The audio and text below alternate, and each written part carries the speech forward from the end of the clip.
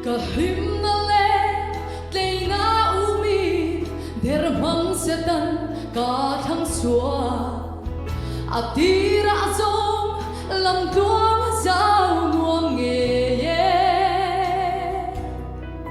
Rei zong anilo, boral na kong karan ho, zulo, trung kong dang om no.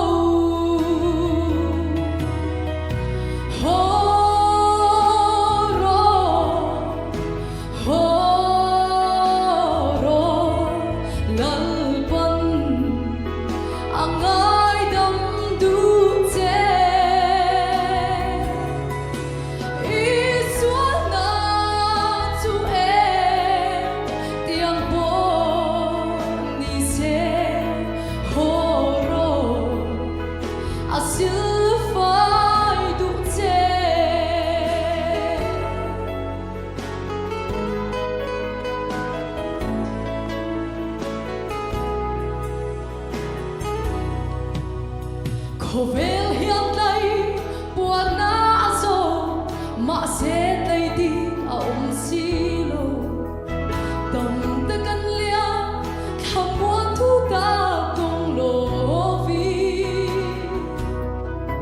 hele hi zong in zam dai a lui zo mo lo lim kha yang ral le tri.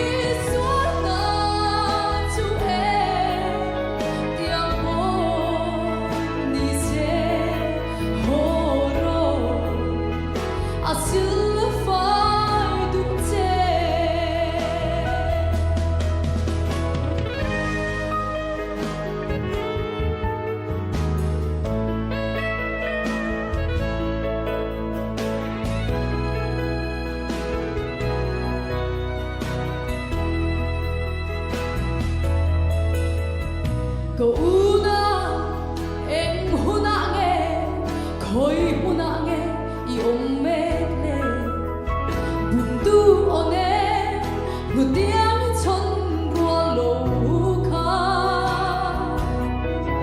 cross tin ne tu pathian fo ba dal I swa a ne a chanda